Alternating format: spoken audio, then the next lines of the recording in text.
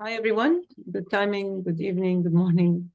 Thank you all for joining us for this very interesting and timely needed, I would say, session and everything that we're facing. And we're going to explore the rules and challenges of international education with our amazing distinguished speakers. Not so sure if you had the opportunity or the chance to join us before and you had attended any of our sessions. If yes, please let us know in the chat so that we can also highlight. We started the first session of this series based on a conversation with Dr. Ira, Prof. Ira Bogoc, about differences between methodologists and theorists in education leadership, and specifically about education leadership research. And then the first session we had in July were kind of an open discussion with Prof. Adnan Al-Amin, who wrote a very interesting book about production of the void, and kind of different perspectives from different parts of the world and experiences and academic cultures, which raised many kind of discussions. Then we were talking about decolonizing education research with Prof. Anne Lopez, and also Prof. Ira, Prof. Anne, both of them had shared with us very interesting perspectives related to new ways of thinking. However, we know these days some platforms are not allowing us to use these words like decolonizing, and they're considering it an acceptable way or indicating something, while we emphasize that we need to have freedom and we need to have different perspectives and different ways of expressing our thoughts and our ways of communicating and expressing, especially with the type of communication that's happening around the world. And there is also the need of refocusing on humanity and protecting humankind and protecting also how we're moving forward. The third one also was a very interesting discussion about international education and research partnership and the experiences of Steve. Also, Ira had shared with us of how they started this journey, what kind of contributions they had, especially within his editorship kind of experience, lots of examples, networks, ideas, practical things that we must start connecting. And while we were reflecting, Ira and my colleagues, Dr. Abdulaziz Zohri and Ibrahim Al-Houti, on what exactly are we focusing on, we found ourselves that we really want to go back to the roots of international education. And what are we really referring to when we're talking about this? However, in this series, in these kind of sessions, we're just providing a space to come together, to discuss, and to rethink about these kind of methodologies. And the aim of each session is to encourage us to ask new questions, to think differently, and to position ourselves in our circle of influence and circle of concern to see exactly what we can be working towards achieving and how we can help each other to interact at different stages, and also to go across cultures and focus on practical futuristic approach that really would help us as researchers and would help nations and would help countries. So this is basically the previous 3 sessions that we had.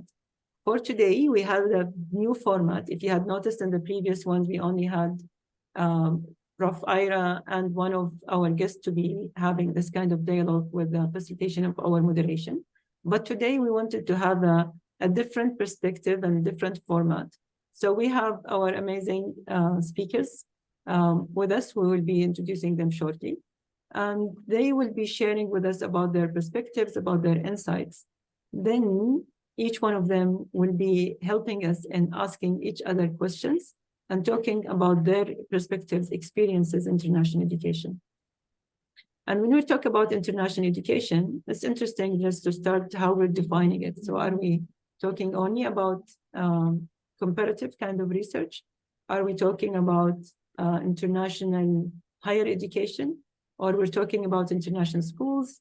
Or are we talking about the way that we're qualifying or teacher kind of preparation internationally? Or are we talking about international research?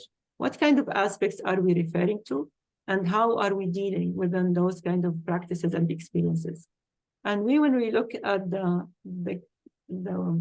small globe that we all are sharing, while others try to travel to the moon and travel to other planets, we need to go back and to live here in a very international context while we claim that we focus on a global citizenship and we all try to share best practices in education. It's also might be important, and as we listen for our speakers, what is education? What is the role of education? And how can we help in having a better world, not only in the future, but starting from today or maybe starting from yesterday, because yesterday is going to be solving or developing or evolving within our futures. So we will be exploring, and I encourage each one of who's attending with us today just to delve deep and go search about our speakers' contributions and also from the audience. So please share with us from the chat, where are you from and what kind of research interests you're having. Prof. Ira, we will not start with your perspectives unless you would like to share kind of statements, things as we're going, your insights about the previous sessions that we had. And I have stolen one of your comments, one of your quotes. Let's discover the methodologies in each of us. Prof. Ira. So that actually, that captures where my head is at these days. First of all, I'm just very fortunate to be part of this series of webinars. And I'm also very fortunate to be working with a team of researchers, most of them from Texas State University in San Marcos, Texas. And that includes Khalid Arar, Miguel Fajardo, Ivan De La Rosa, Carlton Fong. So it's quantitative, qualitative, and we've brought in a community person, Ivan De La Rosa, and we've brought in a Foucault scholar, Denise Mifsud, who is at the University of Bath right now. And it's just an incredible team talking about creating spaces and platforms for educational leadership researchers primarily to begin to do the kind of creative and innovative work that is typically associated with theoretical understandings. But as soon as we move to methodology, we move to grabbing books off the shelf and the usual suspects and just ignoring the actual paradigms and theories behind the methods. And we go straight to first you do this, first you do, second you do that.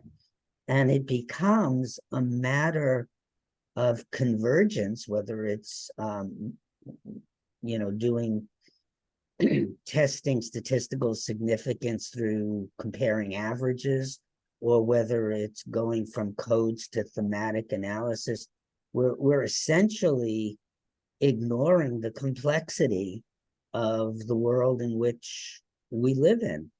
And for that reason, I framed this word, really I stole it from Rene Descartes, methodic doubt.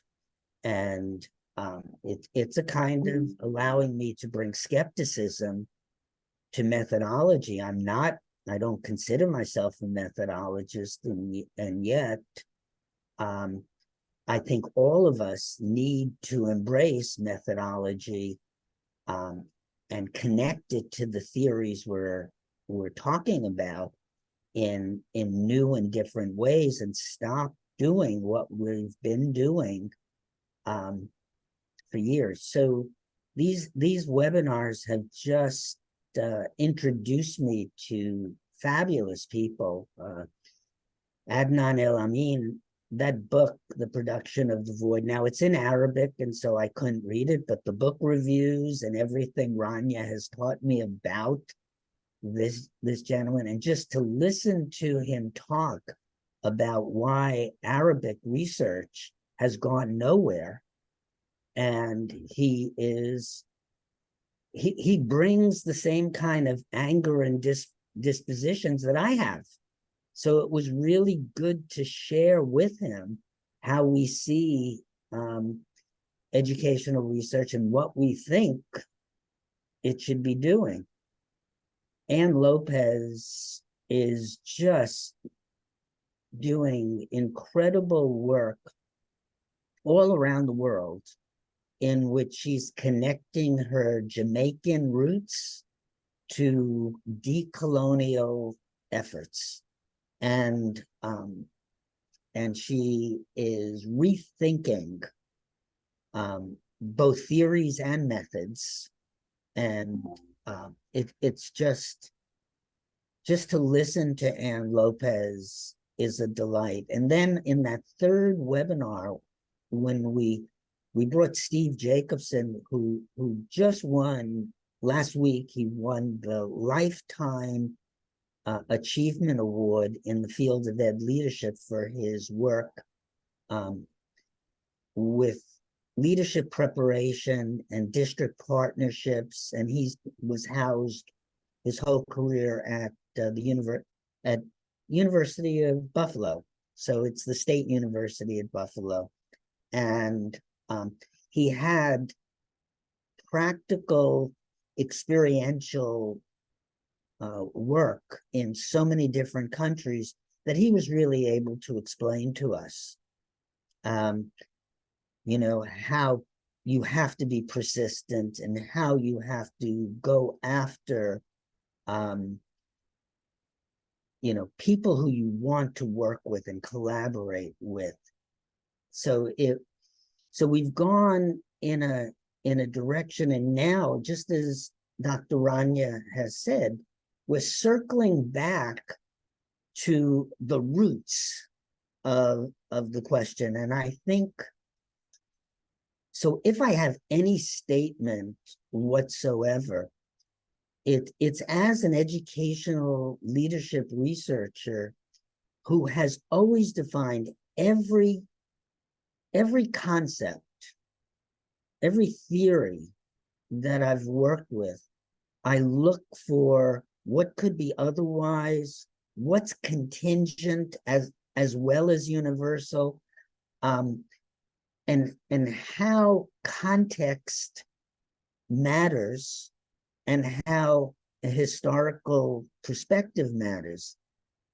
But in today's really difficult world, where there is horrible conflict going on, it just reminds me that I haven't gone far enough in contextualizing and studying history, because once I make the decisions for me, I don't always understand that I'm making arbitrary decisions still in the context and in the history. Where to start, where to begin to understand the problems.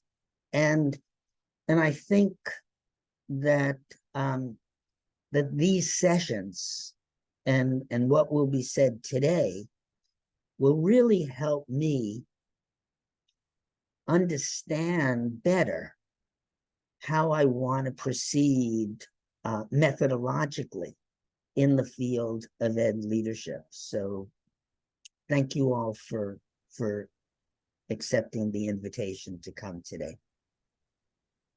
Thank you, Dr. Ira. And I think this is kind of really interesting when we talk about history and the kind of experiences as we're moving forward for our speakers to start. When I was looking into the concept of international education, and many would say that this started at this specific year, while from this context of this region, I can have lots of evidence that it started more than hundreds of years ago, like more than 500 years ago, and the role of between Arabs and other nations and how we're moving forward. So I will keep that till we listen to our speakers. Professor Days, thank you for joining us. And just going through your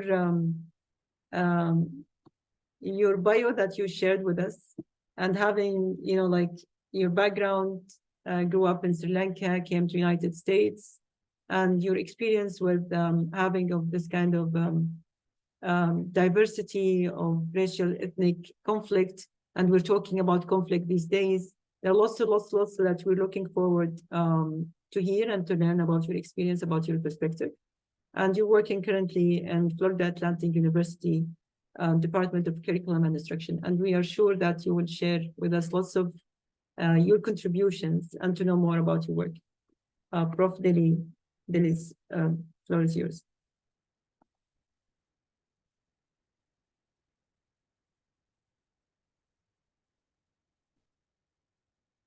Unmute yourself, please. Elise, you're muted.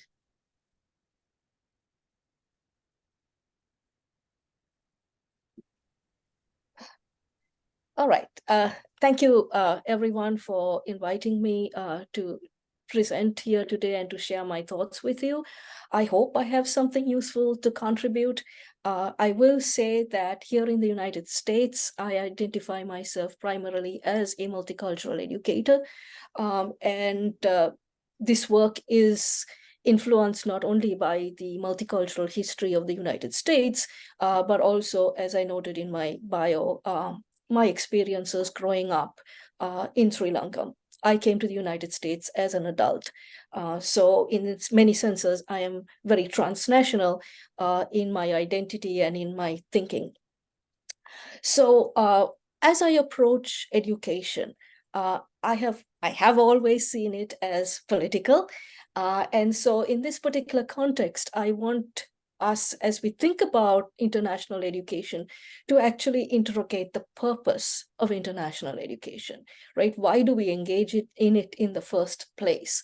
And given that education is political, I want us to think about how international education is, on the one hand, potentially hegemonic, versus how it is that we can conceptualize or perhaps reconceptualize education within a counter-hegemonic perspective. And that kind of thinking has characterized my work. Now, on the issue of international education itself, I think about it in very simple terms: learning about the world, learning from the world, learning with the world. I'd like to add learning in the world, but I think it's the same as with the world. But in thinking about the world, it's important also to really ask the question, who is the world that we're talking about here, that we typically deem worthy of learning about, from, or with? Because a lot of my work in international education as a scholar has raised the point that, especially from a US perspective, there are some parts of the world that are attractive to learn about and other parts that are not, right? So again, to really think about who is the world and really encompass the entire globe in our conversations. So as I think about my own journey as a scholar, and the multiple purposes of international education that I have sort of run across and encountered, I want to start in Sri Lanka, right? And in the context of a post-colonial country, international education certainly was, at least at one level, a colonization process or a recolonization, right? And so it's sort of interesting, when I was growing up, the nation was in the throes of moving away from a British education system into trying to claim what it would mean to have a more indigenous, localized education. As many of you probably are familiar with, in these particular contexts, there is also a lot of nationalism that comes up, in some of this decision making. So we had that particular sort of tension between what do we do about this inherited colonial system versus forging something new. And so there were tensions between understanding education as colonization and the colonial West perspective of it versus nationalism. How do we survive in the world, in our decision making within these tensions? There was also this notion of the West is always better than anybody else, so again, a nod to the British Empire versus maybe going to India or Malaysia or Russia or China or something for education. And this sense of, I want to raise the question, does international education help us in the project of indigenization? Can international education, viewed from a point of view of Sri Lanka, possibly be decolonizing rather than recolonizing? Then I came to the United States and I began to work in the dual context of multicultural education and international education, because I was an international student, so very much interested in my role in the institution and what contributions I brought. And as I looked at the history of international education in the United States, I came across lots of documents that focused on the importance of international education in the United States in a post-World War context that was explicitly for world peace. Right, and the notion that international education would prevent World War III, and therefore we had to take it seriously. And in this context, there was, a privileging of cross-cultural knowledge, a sort of a world consciousness. We had at this time the Universal Declaration of Human Rights, going on. So there was a sense at one point that we want to engage in international education to preserve the peace. Unfortunately, that got co-opted very, very quickly. And it morphed into, yes, we need international education, but we're going to use it for global competition. So we're going to learn about others, but we're going to learn about others in order to better our own competitive advantage and for exploitation. Obviously, quite antithetical to the previous conceptualization. Right, so we talk about McDonaldization of the world, where we learn about others in order to market our US products in different parts of the world. And in the context of universities, I was in a university that prided itself in the high number of international students that it enrolled. But the question that I raised, and also many scholars raised, was this phenomenon more a project of Americanizing the world as opposed to internationalizing the institution? And that still remains, I think, a very important question to ask when we talk about international education. And then finally, I think, we have to think about international education in the context of this phenomenon of globalization. What technology has allowed us to do, including seminars and webinars like this, where there is increased connection across of the world. What has that meant for international education? Clearly, we know that it has offered opportunities for diffusion and proliferation of ideas. Unfortunately, those are good ideas and bad ideas, right? And so, how are we using these opportunities to actually forge a particular purpose in education over others? Within the context of globalization, it's important for us to understand, oftentimes people think about globalization as an opportunity for standardization. One size fits all, let's all of us get around the world and teach the same curriculum that typically emanates from some part of an imperial Western context, or do these opportunities allow us to really embrace hybridity, multiplicity, and really contemplate the local versus global dialectics that emerge from these opportunities? And so I just want to close with thinking about what's the impact of international education for us as a context of these conceptualizations of the purposes, right? So as we reflect on the past 50 or 100 or 200 plus years, what has been the impact of international education on world leaders and their decisions regarding war and peace? The impact on citizens of nations and their commitment to community well-being? Formal, informal, and the social curriculum as seen in schools or places of worship or the media. And I desperately want to ask, has the access to international knowledge made our world better, safer, more humane? And if so, for whom? And if it hasn't, how do we rethink the purpose of international education. And Thank I will you. stop. Really interesting questions and interesting perspectives and insight. Thank you for sharing, Prof.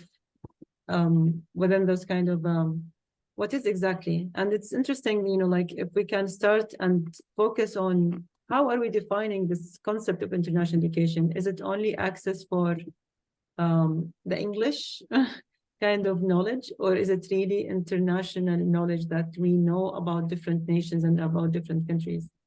And regarding the history, I would stop on that when after all of the speakers would just share within their insights, what exactly are we referring and how did this whole movement start?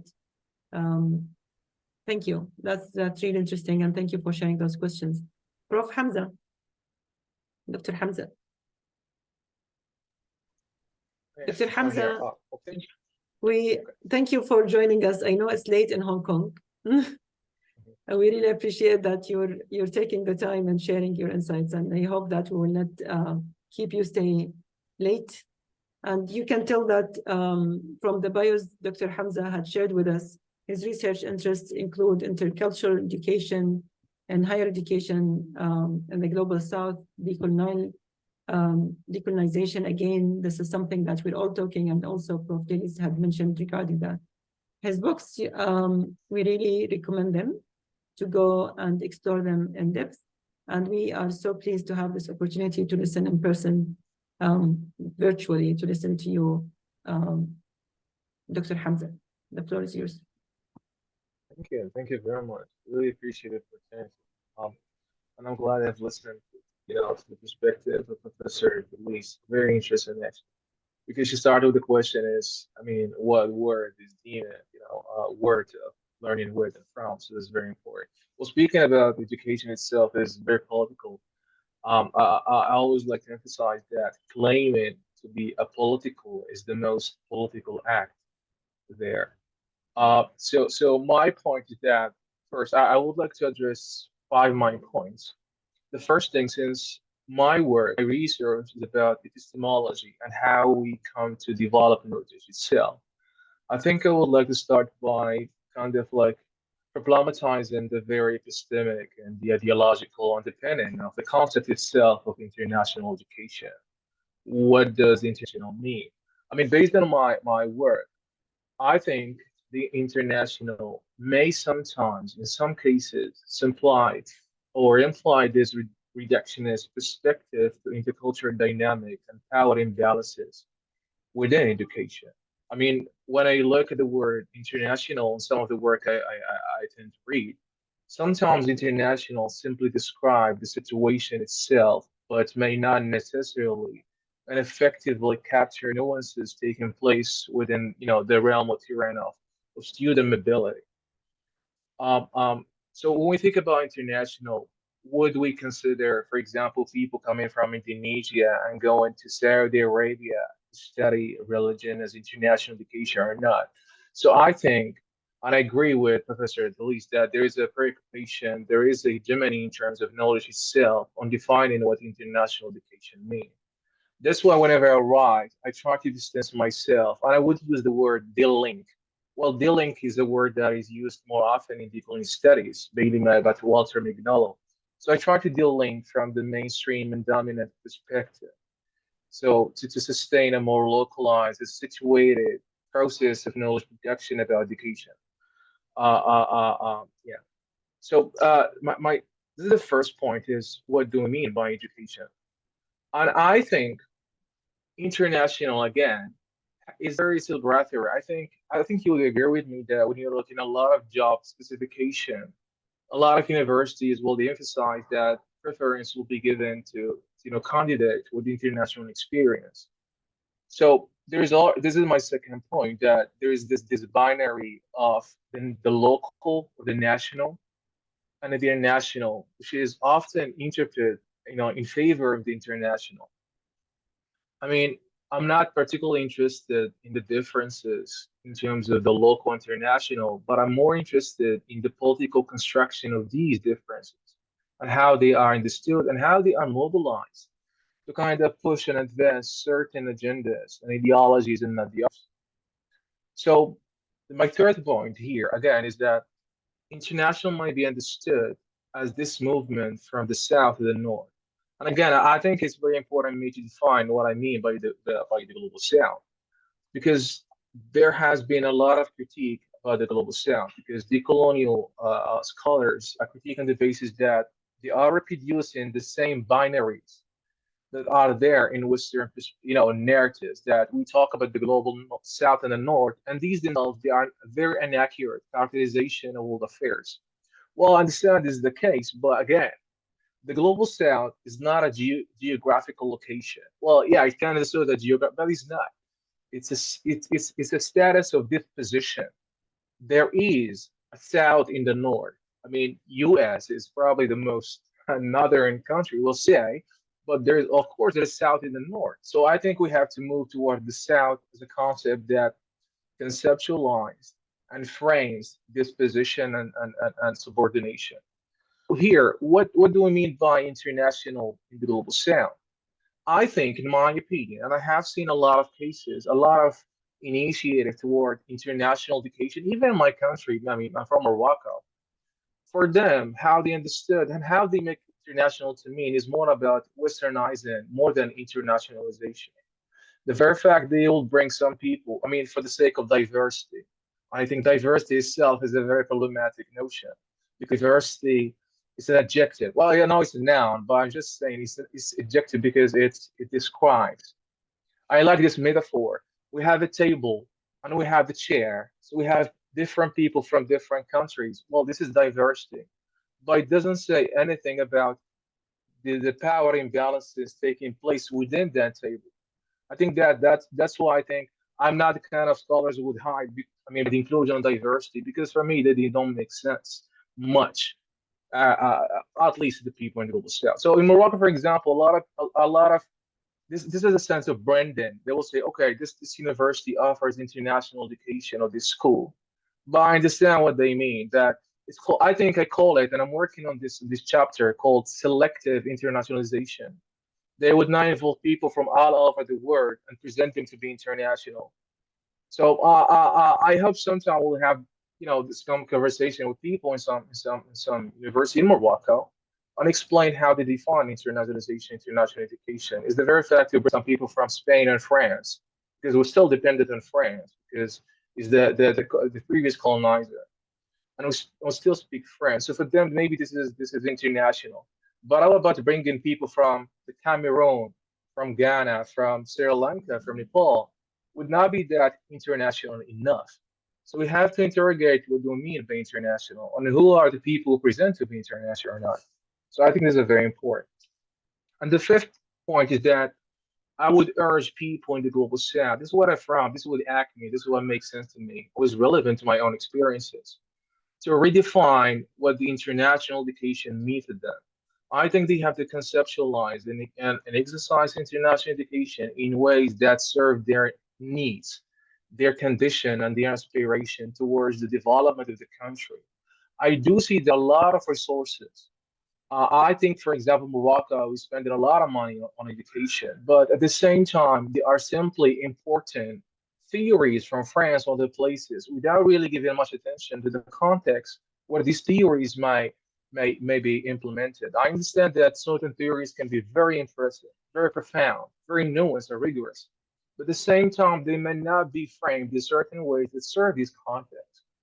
So as much as international education is very appealing, very attractive, it's what matters is what do we do with it and how we make use of it in ways that serve our needs, again, an objective and aspirations. But in my opinion, I would prefer to refer to international education as intercultural education. Because when I say, for me at least, when I say intercultural, it denotes there is some friction, there is some problematic there. It's not the cultural education. Yeah, there are it's about how the cultural part of us interact.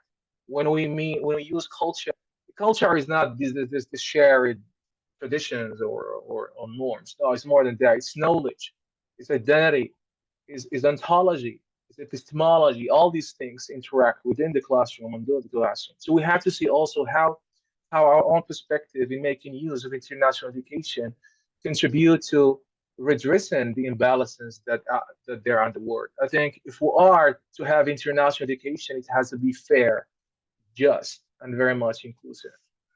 Yeah, that's basically my perspective. Thank you. Really interesting. Thank you. And I would just repeat some of the insights that you had shared and we had heard within the last 20 minutes.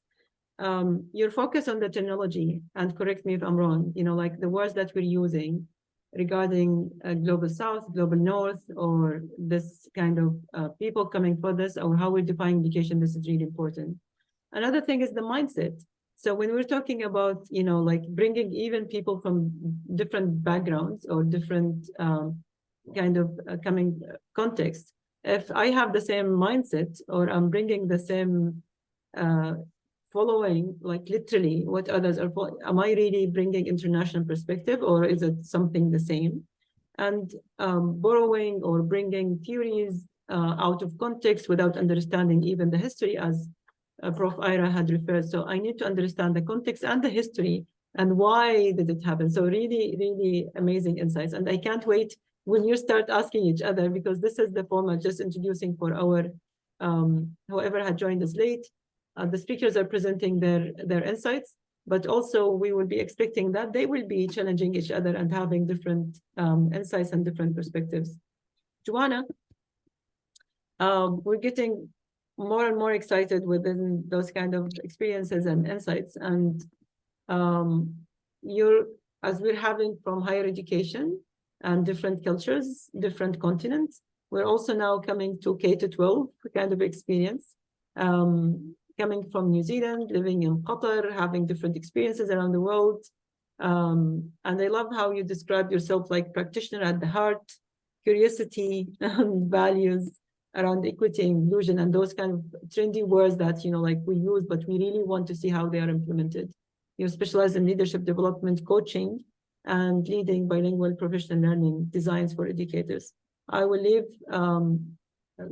like the time for you to go through your insights, your experiences, and what you also would like to share with us about your research interest.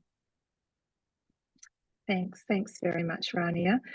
I'm just going to try and share this. Let's see if we can. I'm not sure it's going to work with my Wi-Fi right now, so give me a second. Till you share, we really encourage whoever's joining us today, please share via the chat your expectations. You joined us for something that you want to listen to or to contribute. So please feel free to address it in the chat. Thank you, Joanne. No problem. Let's see if this works. It may not work. No, something's happening with, things are happening, but it's very slow. So we'll see if it comes up. I wanted to sort of start with, I really appreciate being the third speaker because it means I can connect to some of the things that both Dilys and Hamza have said. So I appreciate that fact. That makes life easy for me. And I also want to connect with Ira. You said that Denise Mifsud is in your team and she's my supervisor for my thesis. So I actually want to start with something that you'll probably recognize as a Denise methodology. And I wanted to tell everyone about a challenge. I wanted to start with a challenge. The day that I realized I had failed as an international educational leader. So this was one of those days where you have as a practitioner where you have a big aha. And what I wanted to do was just quickly read you a memory reconstruction of that moment, because it sort of sets up the scene of where I'm coming from and frames my thinking. So using our mobile phones and our Microsoft Translate apps, Mohammed and I stumbled our way through a 30-minute meeting. In would go the Arabic, out would come a female voice in English. Checking that the correct words were recorded led to shaking of Mohammed's head, many repeated attempts, coupled with noises of frustration, shared laughter, confused looks, and utterances of la la la. Once satisfied that I understood the translation, he would begin his next sentence. And so I learned of his concern about a situation and his genuine interest in offering a solution. This was followed by my own careful enunciation in English into my phone, the shaking of my head, repeated attempts, growls of frustration, shared laughter, confused looks, and utterances of no, no, no.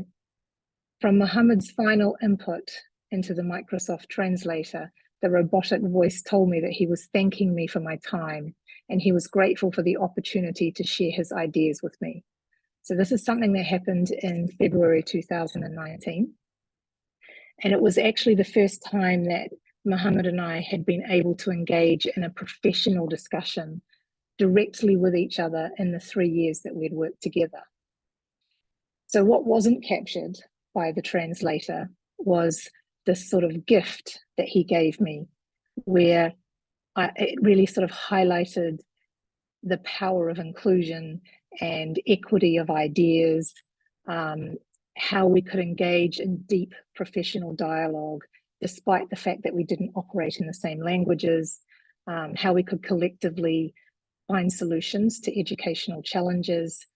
And so it really has become quite a transformational thing, and I'm speaking as a practitioner and as an educational leader, because that one conversation has now led to our organization having the norm that everyone has a translator app on their phone, and in any meeting, anyone can present in whichever language they feel comfortable talking about education in, because that was really our problem of practice as, and I'm going to use these terms carefully now that Hamza has been talking about terms, in international settings.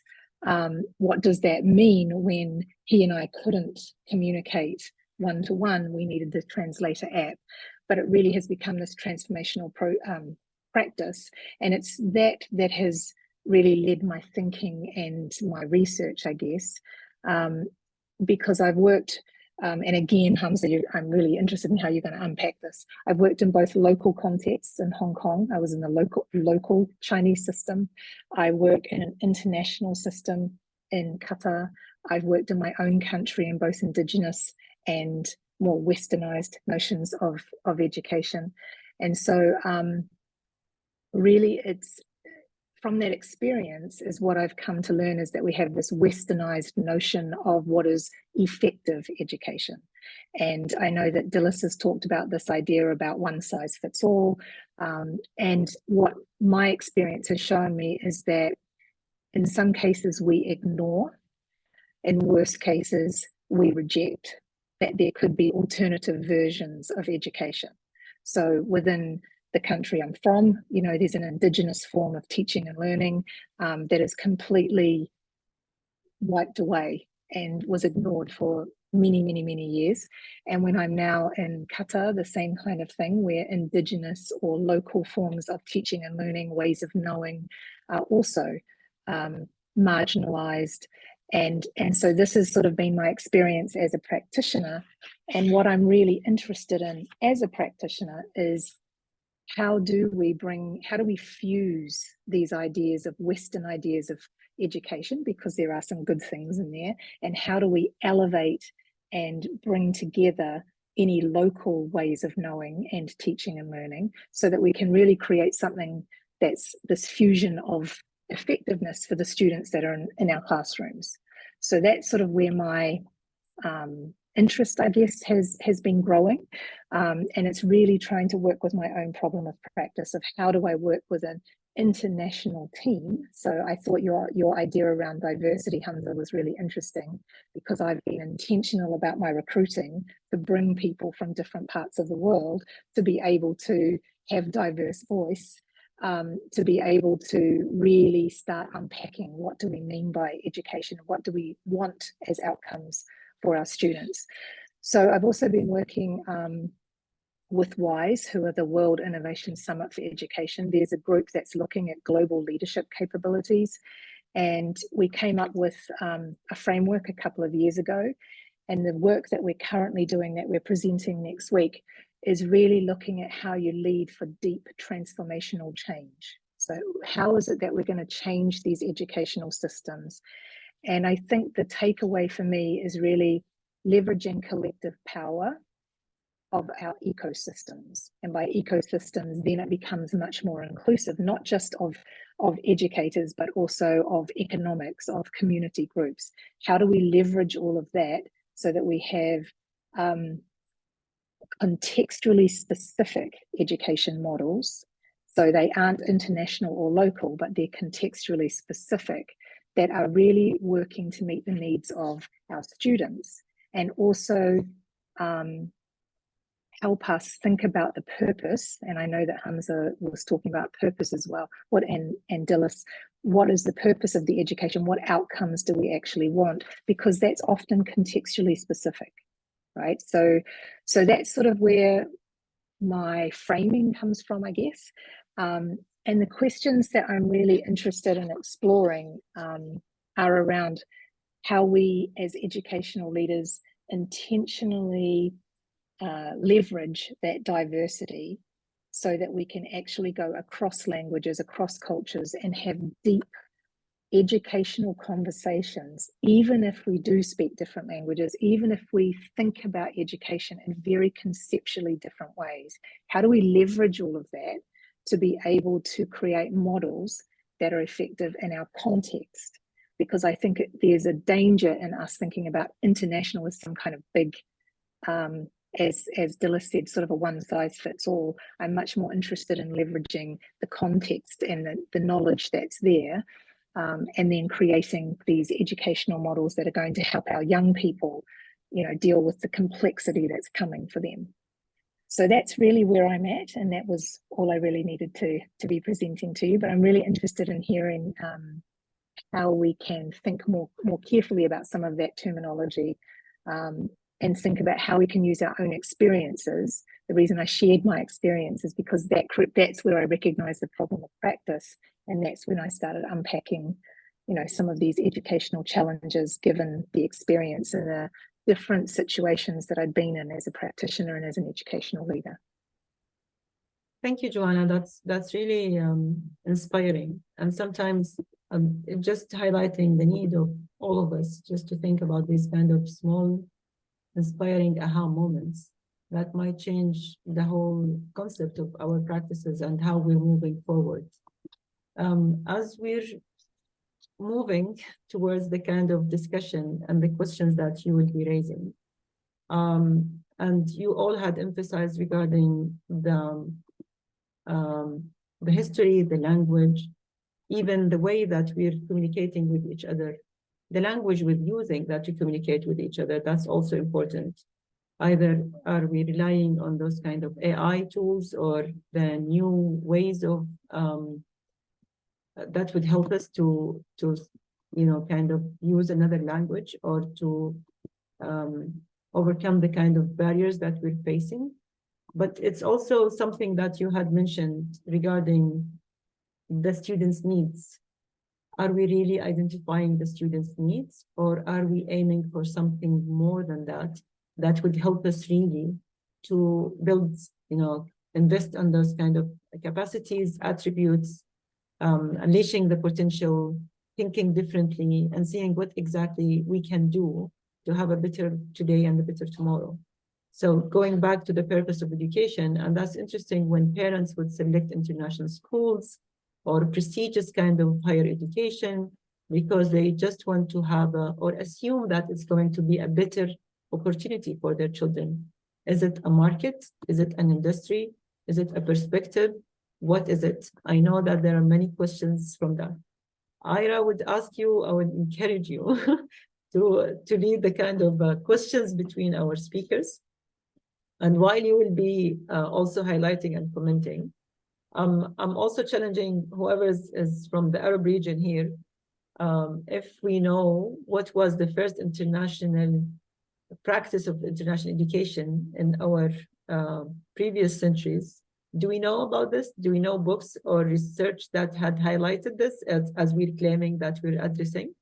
And when we're discussing kind of international education, we're only relying on the sources that we read, and we don't go and reflect of, is there something else that I can explore or go beyond the networks that I'm sharing or whoever is providing me with this kind of knowledge.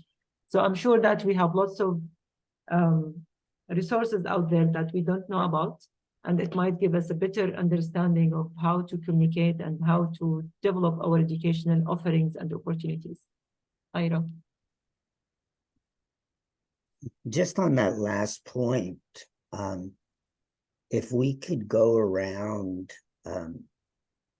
the speaker room and for you to name people who have been influential in your in how you arrived at your internationalization, I think naming names might be a good way to start, especially, you know, for people who listen to this recording who are, well, who should I read?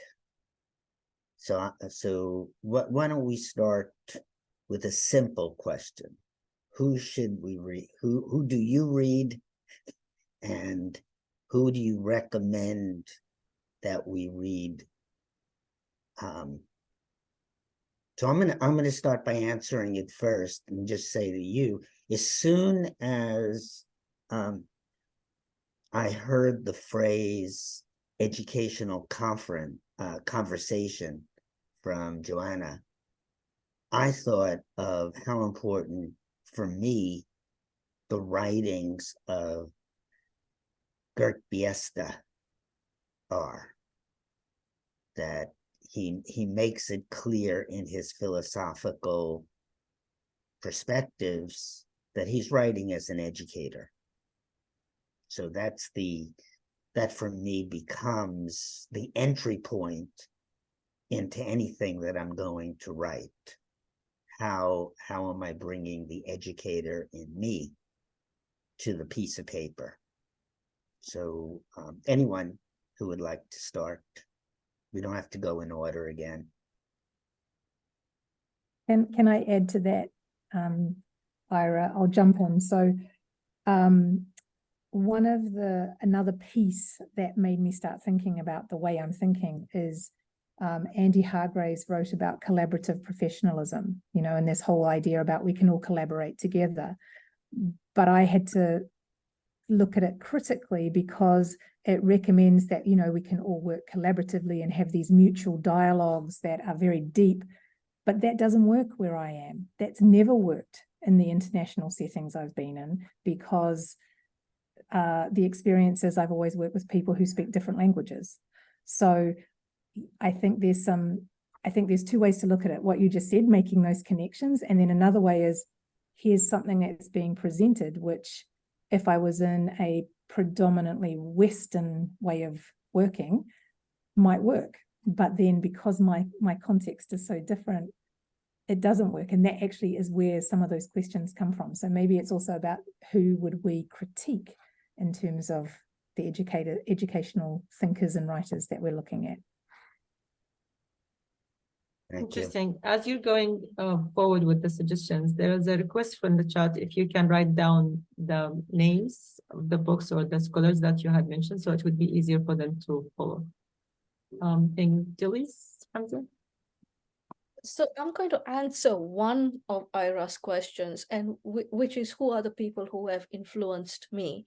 So when I was doing my dissertation on internationalization in the United States and what it meant for the institution, I found that there were very few or really no scholars in the field of international education who were appealing to me to include in my theoretical framework. And so I went to my work in multicultural education and the folks who were writing in critical pedagogy, and that was, you know, Paulo Freire, who alerted us to the emancipatory or oppressive potential of education, and sort of his disciples beyond that, Peter McLaren, Henry Giroux, and so on and so forth.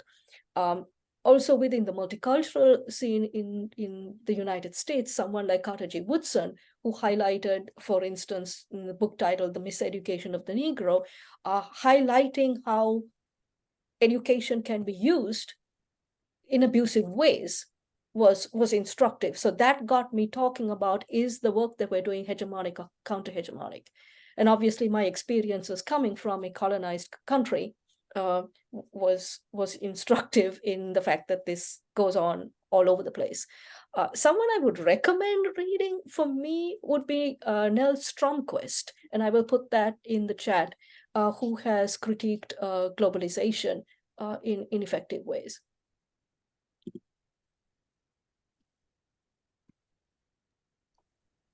All right, I think it's my turn. Well, I think I have read several scholars, but I think I would mention a few who I think that, I mean, that their perspective were interesting enough for me to actually cite them and work with them. I think one of them is an African philosopher called Sabil Lugacini. He works on post-coloniality and how it influences African nations and the endeavors, to de-link and move forward. What I like is he problematized the very word the post-colony, because the post itself is very problematic. Being post does not mean, yeah, we are post actually. We just, just a discrete. Also, maybe Abu Hamid al-Ghazali, also Ibn Khaldun. I think these people are worth reading, and they give us very fresh perspective. And the final one is Fred Durbin. Fred Durbin is my co-author. We have worked on 3 or 4 books. I don't remember actually, but he's a Finnish. He's and as you know, Finland is often advertised to have the best educational system in the world. Actually critiques this very conception. He works in Finland and says, look, it's not the best in the world, but it's only a marketing strategy in order to attract international students and make them pay heavy fees. So but also Joanna mentioned Miranda Fricker. That's very great work, epistemic injustice. Actually, I just used one of her concepts. It's called hermeneutics injustice. In one of my papers talking about applied linguistics. Hermeneutic injustice refers that people in the global south have been silenced for a while, that they are not able anymore to understand their own experiences unless they channel through Western lenses. Yeah, but thank you very much, Miranda Franker. This is very interesting suggestion, actually. Thank you. So the question that I think all of you touch on is that whether the word is international or the word is global or the word is diversity, there are different perspectives. There are Western perspectives, there are international perspectives, there are local perspectives, and then there are indigenous perspectives. Can we, or do we feel comfortable in moving across all of these dominant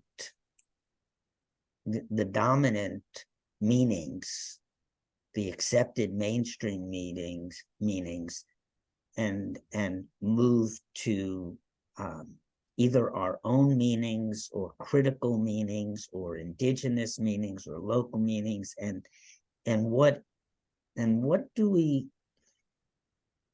obligation as researchers do we have in being honest with our readers that we're treading on territory that they may see as, why are you writing about that? Why are you speaking about that?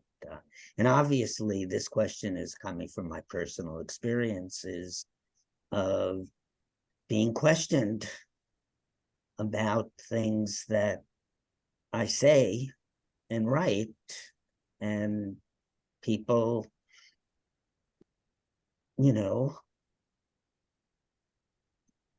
people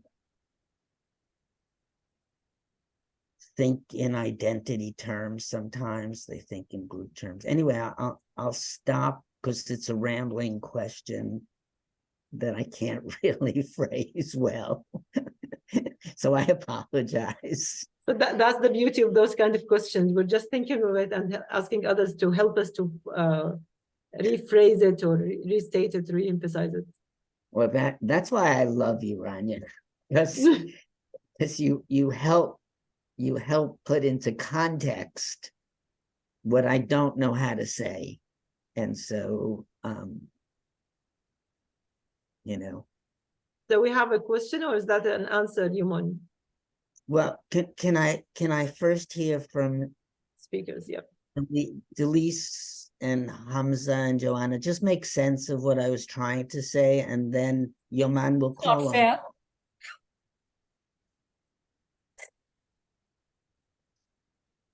Elise? I says to Ira, that's not fair to make sense of what Ira is saying. Ira and I go kind of back and forth on this. I mean, the fact of the matter is, you know, the terms that we use, we always have to be conscious both of the politics of those terms, define it as we see fit. You know, which is why I go back to internationalization was a big term that we had to use, that I was studying. What on earth does it mean? So really, in some senses, almost making the research about conceptualization of the terms themselves and troubling the terms themselves. Now, to Hamza's point about diversity, inclusion, and equity, that was never a set of terms that I used in my work as a critical multicultural educator until they became banned in my state of Florida. Then I embraced those and I pushed back on them. So, you know, I don't know whether that answers the question, but on the one hand, yes, we have to define our terms. But second, I also don't want us to be sitting around and arguing about terms when the world is blowing up. Yeah, I agree. I think diversity and inclusion and equity, they are a good start, but I think we all agree they are not ends in themselves. Maybe we build them and move forward. I would like to go back to Professor Ira's question about, I mean, what can we do as researchers? I think as researcher, unfortunately, we do not really have a lot of impact in mandating, policies as across the national and international levels because they are driven by other considerations. Well, I cannot speak for the world, but I just speak for my country, which is Morocco. For example, international is being used to bypass, to make, how can I say, to legitimize an initiative. I'll just explain very briefly. Because Morocco was colonized by France, and Morocco got its independence back in 1956. So since then, all the scientific subjects, have been taught using French.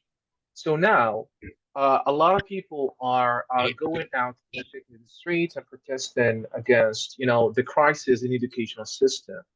Well, the government now saying, oh, look, because we're trying to move toward, join this globalization or international education, we want to replace French by English, right? Because English allow us to join this in, the international communities and this and this. And the very premise of this agenda is that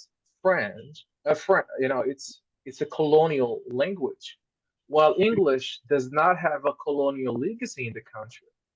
Actually, some people are arguing, look, if the Arabic, the local languages, could not displace French, let's use another language is English, that it will simultaneously allow us to displace French and join international communities, right? Well, they forgot, and they use this strategy, distract people from the very fact that the classrooms and schools are not really well. The teachers are not paid very well. A lot of problems. So they present English and the premise of international education to distract people from the core issues. We end up discussing symptoms, but not the core issues. So this is just an example of how international education is mobilized in certain places, to make, for certain purposes. Yeah, but I think as scholars, we do our best in writing and publishing, but I'm not sure how much our critical perspective actually have, real life impact, because we're not politicians, so I'm not, yes, so we write and we try to explain, but in real life, I think it's a different word. Yeah. It's really interesting, the examples that you have. Joanna, you want to mute and unmute yourself quickly? Sorry, yes. I think that's really interesting. I think, Ira, maybe one of the things that you were maybe tiptoeing around is the idea of how can we talk about international when we all come from different historical backgrounds and contexts, and where do we place ourselves and how do we position ourselves? And I guess the thing that came into my mind when you were talking was we need to be bold, but we need to, well, the position I'm taking is I'm a practitioner. So to answer Hamza's question about, so how do you make change? You make change as a practitioner, and maybe it's more than that. Maybe it's that notion that Rania brought up before about being a pracademic.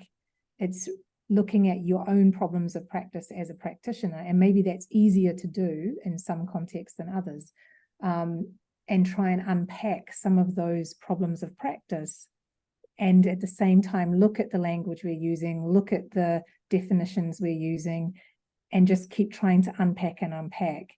And if we are practicing it, if we're implementing the things that we're researching, and I know that's not possible for everyone, but I guess that's how I'm trying to skirt around the question that you're asking, is that because I can always go back to, I'm a practitioner of this, and this is my problem of practice, and this is how I'm trying to unpack it. This is how I'm trying to understand it. Because within any positioning you have, there's power, there's all of those different kinds of things, right? So I don't even know if that's answered the question, or if that was your question. It's just the thing that I thought of when you were talking. And just to agree that we're raising more and more questions. So for whoever is joining us, it's not the purpose of this session to have a ready-made solutions or a magic touch for everything. We're just raising questions. And for me, Hamza, Joanna, like someone is focusing on research, others focusing on practice. I would try to amplify the voice of both of them, because I need to have the power of my practice to make whoever is the decision making to hear what I'm doing and to see what I'm doing. And also at the same time, for whoever is reading my research, I want the voice of my research to be that powerful, and the messages to be really kind of, I wouldn't say attacking, but really shaking whoever is reading and say, like, I want to be involved in this. Why are we doing it? Just not to follow the kind of promotion and extra research on the shelf or something. I know Yuman is so keen to join. So although we have the Q&A at the end, but let's have this an exception before we proceed with the questions. And please go ahead with like drafting the questions in the chat. I see that there's a very kind of a hot debate in the chat. Yuman, quickly, please. Yuman, did we lose you? Yep. It needed to be unmuted according to the chat, Rania. I did that. Okay. Yuman, can you unmute yourself? Yeah, hi everyone. So basically my question is, I think you were trying to say something that I've been thinking a lot about, is that in terms, or maybe I misunderstood, but I'll raise my concern. So I'm also involved in some of this writing about whether we should be, shaking off some of these Western ideologies in terms of how we're supposed to be going about doing education in different contexts. So in where I am now is in the Qatari context, and there is that adoption of and borrowing of Western notions of education and how it should be done inside the classrooms. So some of the things the dilemma that I face when I'm writing about issues like this is so basically I go and use some of the frameworks that have been developed, and they've been designed or emerged from the West. And then I'm trying to use these same frameworks, and sometimes language at the end of the day is also powerful. And so I'm using similar words and similar and not only powerful, the words are also loaded with meaning. And so how do you manage this dilemma between criticizing or thinking critically, not criticizing, but thinking critically about Western ideology, Western ways of knowing, Western epistemology in this other context, in the other context. But at the same time, how do you manage the adoption of the theoretical frameworks from the West as well? Thank you, Iman. Maybe I can say something. Well, this is the binary between. I'll build up on what someone said. Well, in terms of the binary between research and practice, I think we all understand that even teachers themselves, even if they are encouraged, to dealing from Western theories, I think they find it difficult, to assert the legitimacy and the validity of their own theories, especially with regards to students, the parents themselves. A lot of schools build their reputation based on the international education they offer. And that's why parents go there to these schools, because they are looking for international. They are looking to be taught by foreigners. So in research we can say a lot, but in practice it's a different thing. But again, I want to say that even in research, there is something, the school geopolitics of knowledge. Being involved is very risky, especially for me as an area career. It's very risky. So you cannot say whatever you want, the way you want, and expect people to listen. I'm going to call the spade and mention something. The most renowned decolonial scholars were taught and shined in the global north. I think we have to, even if we talk about decolonizing and de-westernizing, for me, decoloniality is nearly impossible. Because why? Even you think about Edward Said, Mignolo, these Hilsa Santos, these people studied in the US and working in the US. And we have to question to the extent their knowledges will be this popular if they were not in the US. So going back and forth, we publish in English speaking journals, in international publishers.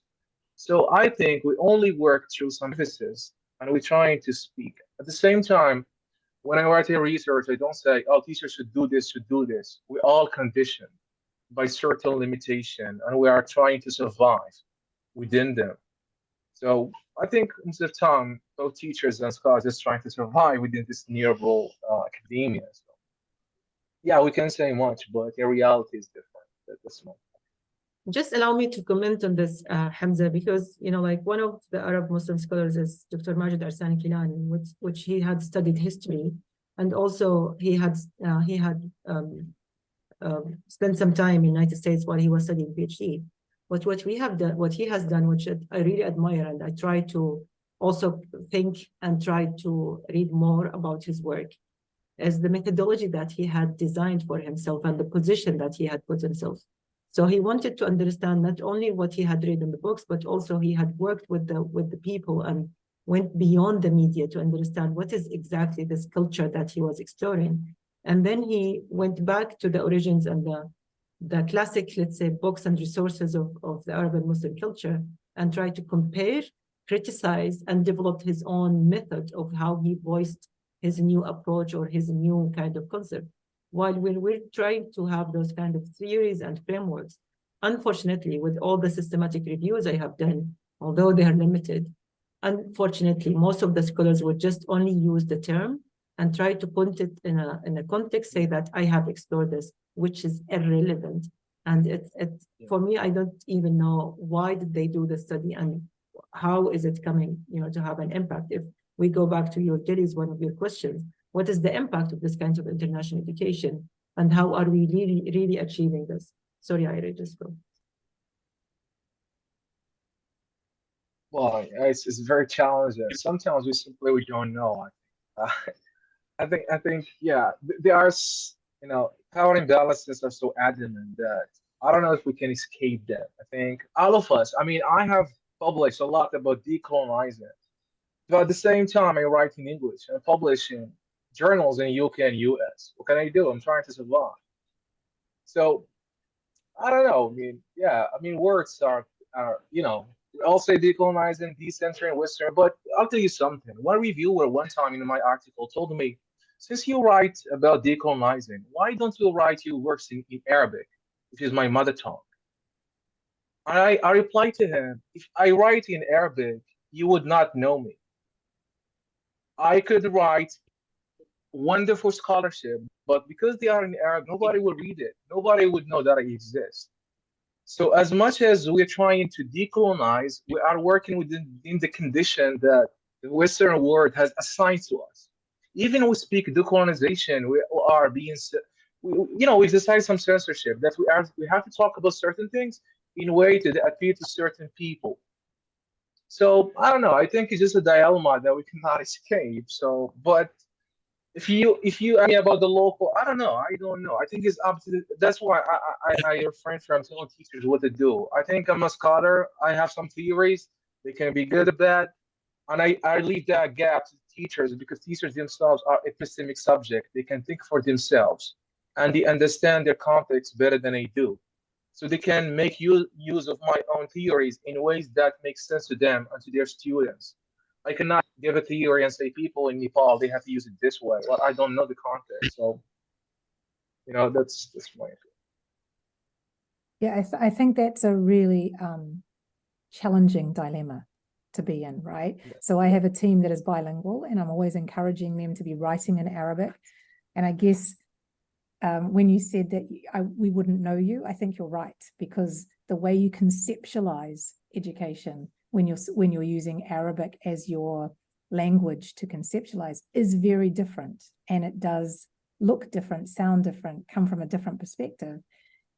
But I also, I guess, am trying to position my team as filling the void, right? Because there's a bit of a void because of exactly what you just spoke about, which is that English is prioritized, that's where the journals are. And so how do we start to fill the void so that other voices are heard? And I was looking at the chat, and I think, Dilys, you asked a really good question. And my response is really, part of the political act for me is encouraging my Arabic speaking staff to try and fill the void, find those spaces so that other voices come to the surface, so that we're not hearing an anglicized version of education, because the voice and their experience is different. So yeah, I totally empathize with the dilemma that it presents. And I guess, as I say, that the political act for me personally is fill the void as much as possible with educational writing.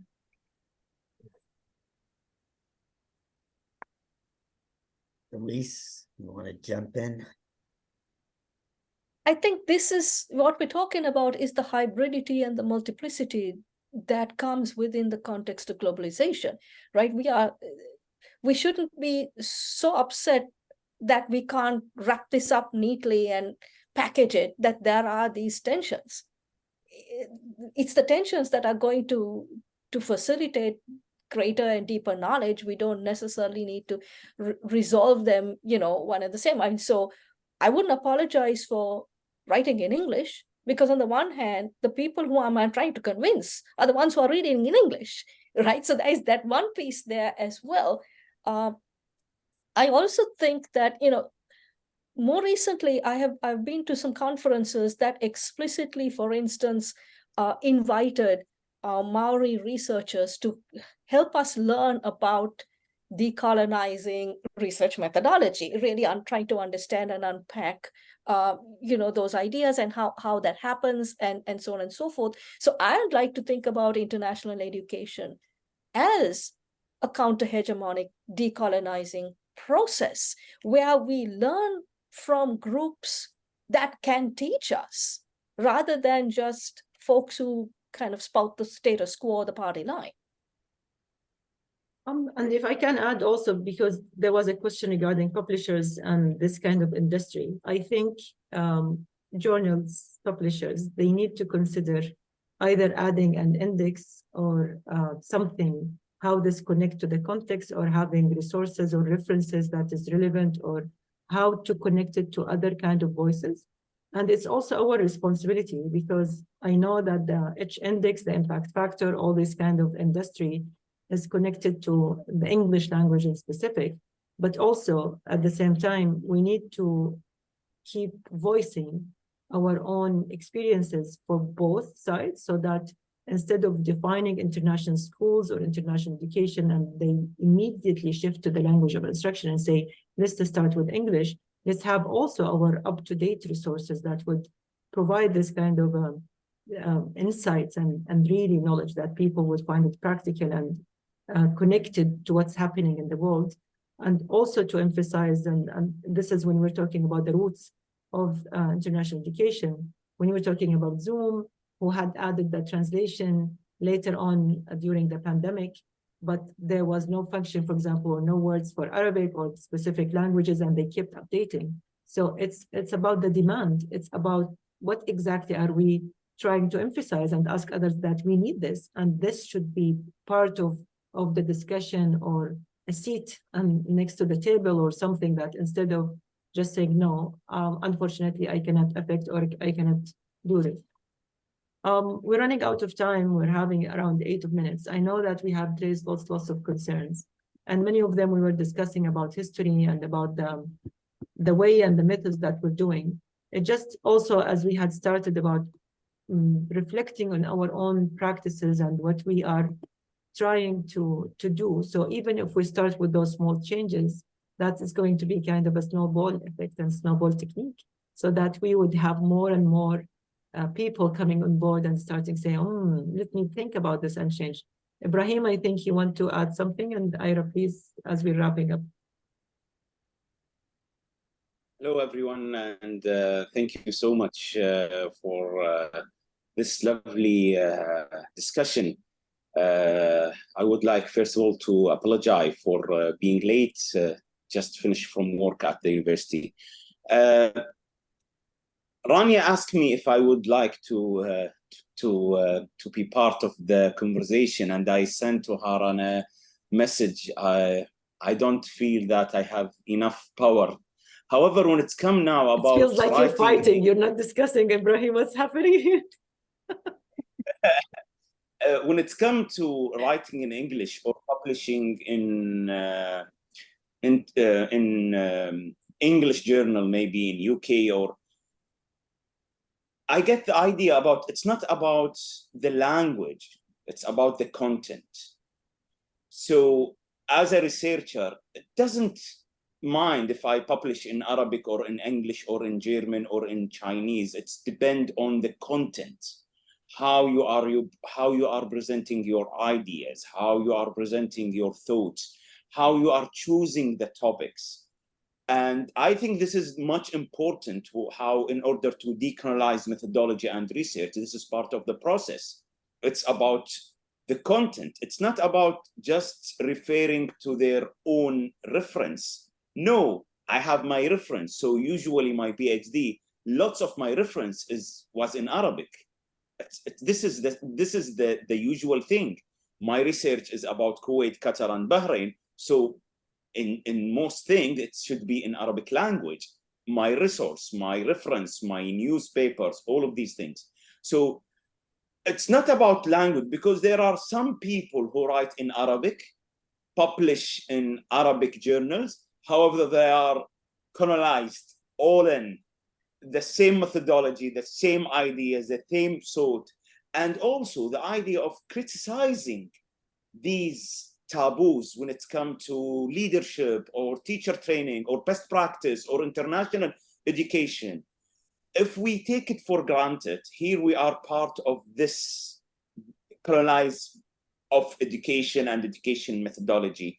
If we touch these things and we criticize it, as what's happening now when we are talking about and the tragedy, what's happening in Gaza and what's happening in Palestine and the conflict, I can't now, as from my perspective, as I studied comparative education, international organization, education for all, the idea of 20 to 30 millennium goals. I can't, because now I'm seeing all of international organization, all academic, most of the educators being silent. We are not talking about politics, we are talking about kids, schools, universities. So I think what's happening now, it's starting to reestablishing, and I'm starting to reforming my thoughts, my ideas, and the idea mostly about international education. This just only my point. I hope I made it very clear. Thanks a lot. Thank you, Brian. I would like to apply, speaking of Arabic or English. Yeah, I think I'm being honest, I'm totally honest. Language is very important, like it or not. I mean, the very fact that, I mean, I write in English, an article published in an international journal about Morocco. Well, most of the Moroccans, they don't speak English. Who's going to read it? Who I'm writing for? The very fact I wrote Morocco in the title, make sure that very few people read the paper. So I think we're just trying to sugarcoat the school geopolitics of knowledge, saying that, oh, it's not about language. It is about language. Language is a capital, it's a linguistic, socioeconomic capital. I mean, the very fact that we all speak English, and I myself, Moroccan, and you guys from different places, and we speak English, that means it's very dominant. It represents certain a global system that we are functioning. But again, I understand that we have to write in English. We have to. It's not an option. We have to. Because even if you want to work in Morocco or Algeria, when you apply for jobs, they will want you to have published papers in English journals, not Arabic journals. I'm from Morocco, and I understand because I lived in a post-colonial country, so I understand this. People who bring degrees from the US or the UK or France, they will be prioritized. I will give them preference even in the job positions offered in Morocco itself. So I think we have to recognize and acknowledge this dilemma. I mean, and we work through with it. We embrace it, and we're trying to survive. We're trying to survive. Thank you, Hamza. For me, when I try to search for dig deep for the roots of this problem, why is this happening? It has several layers. Some of it is regarding the mindset, but others regarding the quality and the way that those kind of journals, some of the journals was published in Arabic, and the kind of plagiarism and the review process and those kind of details. On the other side, it's also kind of communication, because when I was talking with people from Emerald or Elsevier or Scopus or whoever, they would simply say that no one had asked us to add, like those kind of languages, and it's kind of difficult for us to do the programming unless there is a market for that. So now we're talking about market-based industry, and also we're talking about a need. When we talk about international education, when we go to the history and they try to define it, it was based on the ambassadors or the political kind of politician children that they wanted to study at different places. However, if I tell you about the history, what's happening in like the previous 600, 700 years in Arab countries, the reasons were totally different. So going back to the roots of what is exactly international education and how to bring those different cultures and different contexts coming to dialogue to really help and to exchange knowledge and to share this kind of information, not as Deliz has started this conversation to compete, but to benefit and to help each other and to reach to a point that we really see development for those kind of nations.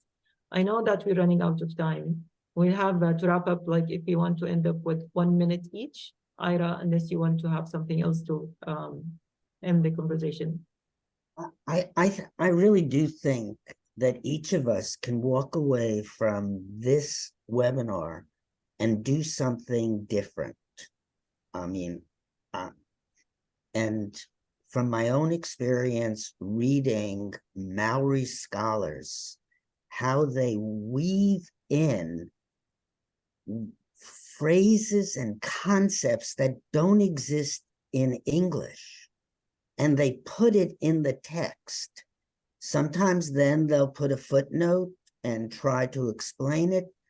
And so if you're from Morocco or Sri Lanka, or in my case, being Jewish and using a Yiddish word or a Yiddish phrase that can't be translated, and this is so true for Arabic and for every language. And if we begin to think internationally, we begin to say, you know who says that concept the best? The French. You know who says that concept the best? The Spanish. You know who says that concept the best? Amharic. Well, whomever says it the best, use it in your writing, and you begin yourself to train yourself to begin to think in a more expressive way. I think we give and are complicit to our journal editors and our peer reviewers, and we need to create this genre, and it might be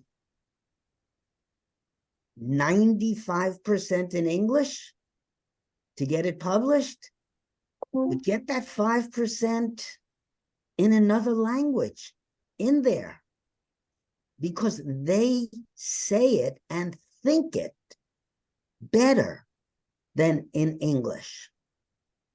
And so I really do think there's a way to break the binary.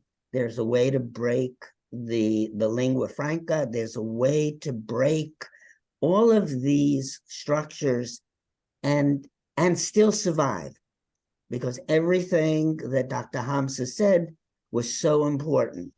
We're looking for recognition. We're looking for status. We need our voices heard, but we can still create a better way of writing and thinking by being cross-cultural, intercultural. Well, I don't have the word. Anyway, I so appreciate Joanna, Hamza, Delise, and everyone who attended this webinar. I hope you enjoyed it. Rania. Thank you, Ira. Joanna, do you want to end up with something last minute? And we'll have a quick round. I totally agree with what you just said, Ira. I think there are tensions, as Dilla said. I think that we all take responsibility as researchers and practitioners to keep trying to move forward, to keep trying to find different ways to do things.